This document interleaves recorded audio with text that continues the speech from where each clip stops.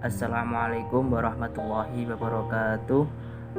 Perkenalkan, nama saya Ihsan Kholifuddin, NIM 4011900179 dari kelas Ekonomi Syariah C semester 5. Pada kesempatan kali ini saya akan membahas atau mengulas materi-materi metodologi penelitian. Pada kali ini akan membahas 3 materi. Yang pertama yaitu desain penelitian kuantitatif, desain penelitian tokoh, dan yang terakhir adalah plagiarisme. Yang pertama kita akan membahas mengenai penelitian desain penelitian kuantitatif. Sudah beberapa kali mungkin mendengar apa sih yang disebut dengan penelitian kuantitatif.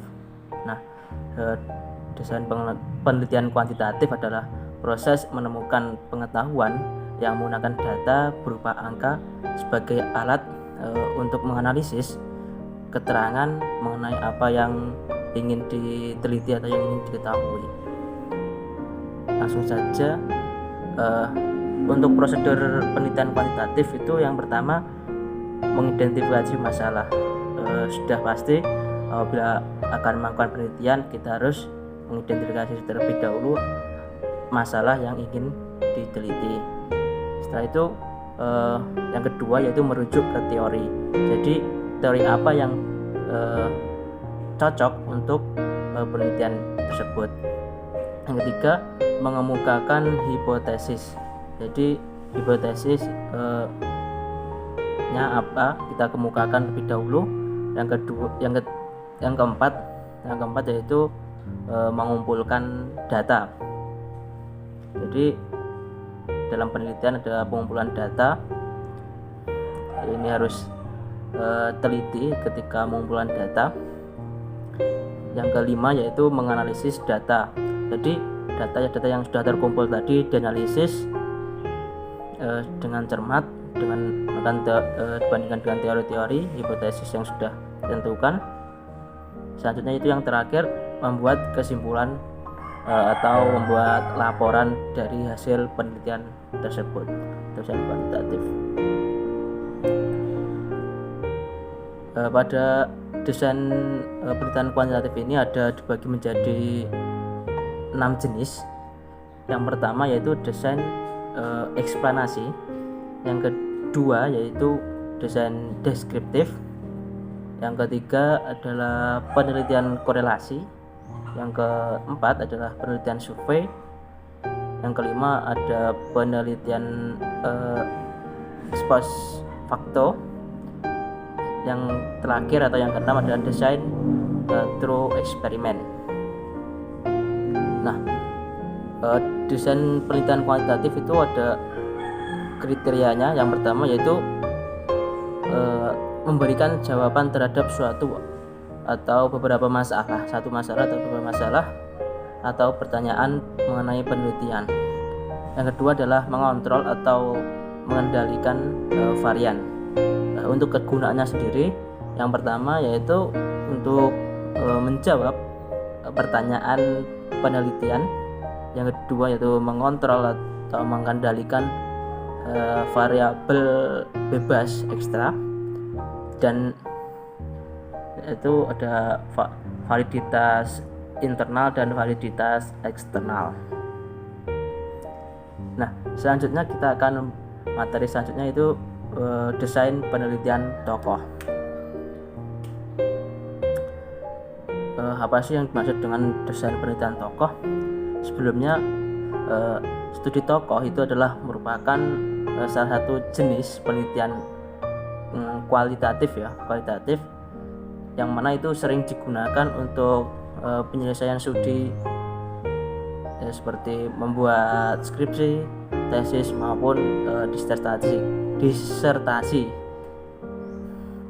Nah, desain penelitian tokoh adalah sebuah desain atau teknik penelitian karya ilmiah yang mendasarkan penelitian pada sejarah ketokohan seseorang yang dianggap berjasa atau berperan ya pada zamannya dan untuk zaman yang akan datang.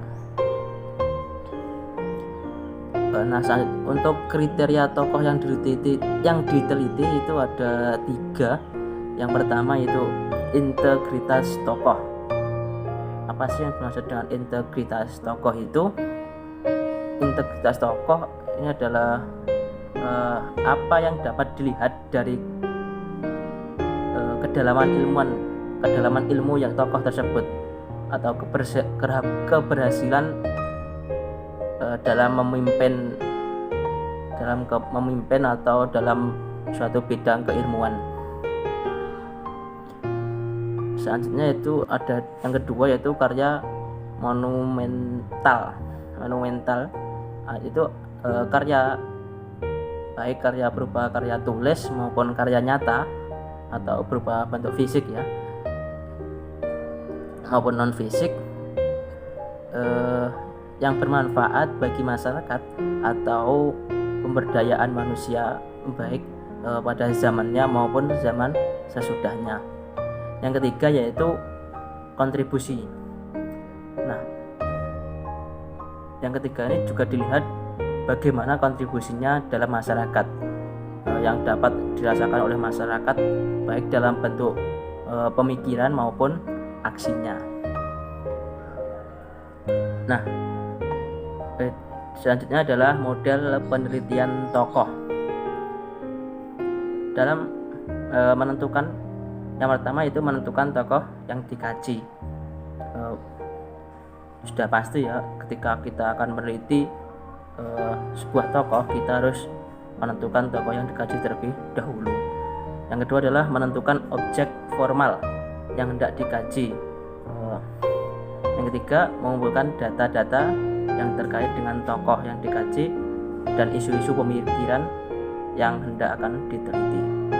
Yang keempat itu melakukan identifikasi pemikiran tokoh tersebut. Misalnya ada asumsi dasar atau pandangan antologis tokoh mengenai isu yang diteliti, atau metodologi sang tokoh, sumber-sumber tafsir atau yang lainnya. Dan yang kelima yaitu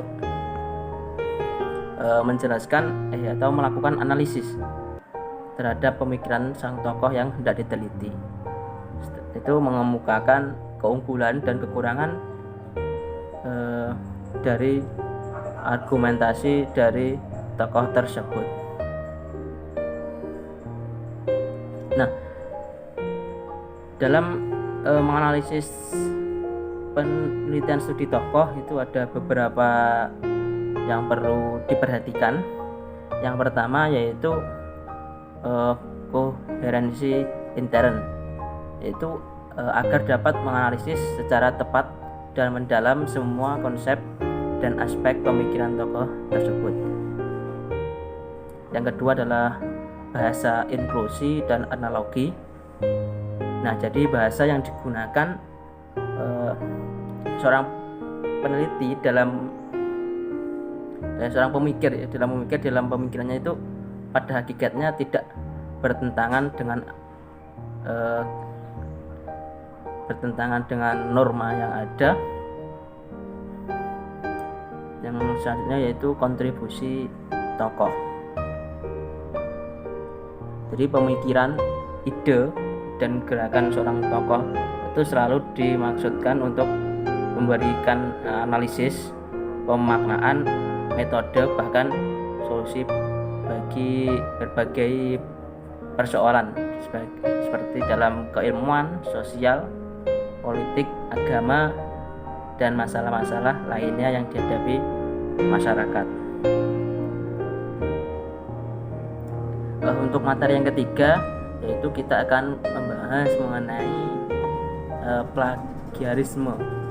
Tentunya teman-teman sudah sangat paham, sudah tidak asing lagi di telinga teman-teman apa sih yang dimaksud dengan plagiarisme. Mungkin untuk mengerjakan tugas makalah, artikel maupun nanti yang akan semester depan, yaitu mengenai skripsi, mungkin plagiarisme itu sangat diperhatikan. Jadi yang dimaksud dengan plagiat atau plagiarisme itu adalah perbuatan yang dilakukan secara sengaja maupun tidak sengaja dalam memperoleh atau mencoba memperoleh nilai untuk suatu karya ilmiahnya dengan mengutip sebagian maupun seluruh karya ilmiahnya orang lain dan diakui sebagai karya ilmiahnya tanpa menyertakan sumber secara jelas dan secara tepat.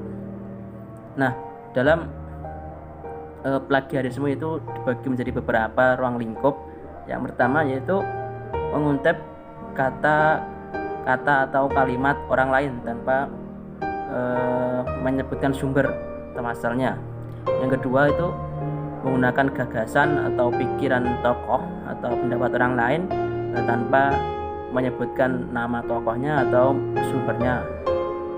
Yang ketiga yaitu menggunakan data atau informasi milik orang lain tanpa menyebutkan sumbernya.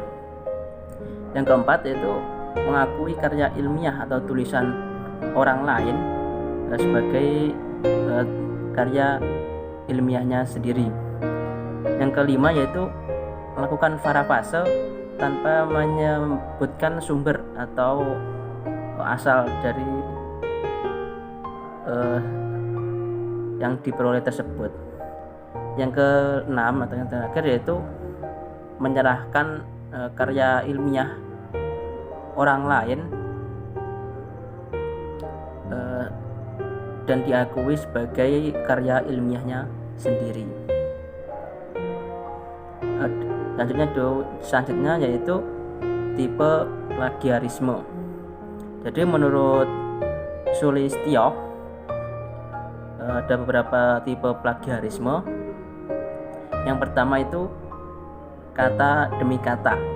Jadi penulis itu menggunakan kata-kata penulis lain tanpa menyebutkan sumbernya.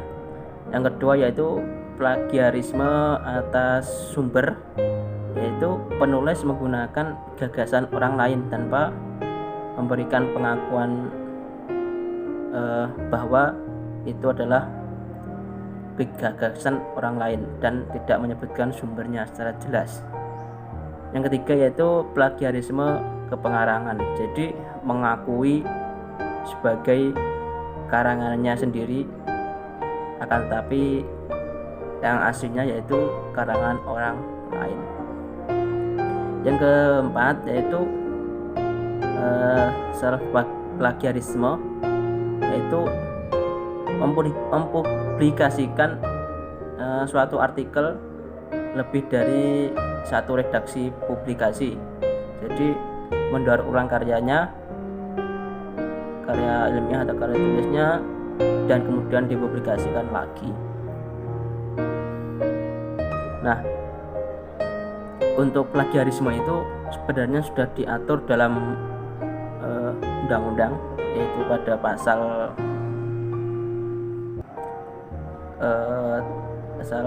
380 KUHP, itu mengenai sanksi pidana pada seorang plagiator dengan ancaman itu maksimal 2 tahun 8 bulan. Akan tetapi menurut R. Susilo itu pasal tersebut itu merupakan pasal yang mengancam perbuatan-perbuatan penipuan tentang hak cipta.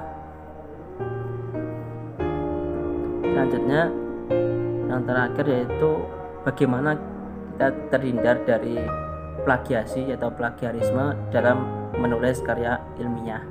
Yang pertama, pengutipan. Jadi ketika kita menulis, tanda kutip mengambil langsung atau kalimat menyebutkan dengan menyebutkan sumbernya, dan menuliskan daftar pustaka atas karya yang ditunjuk sebagai sumber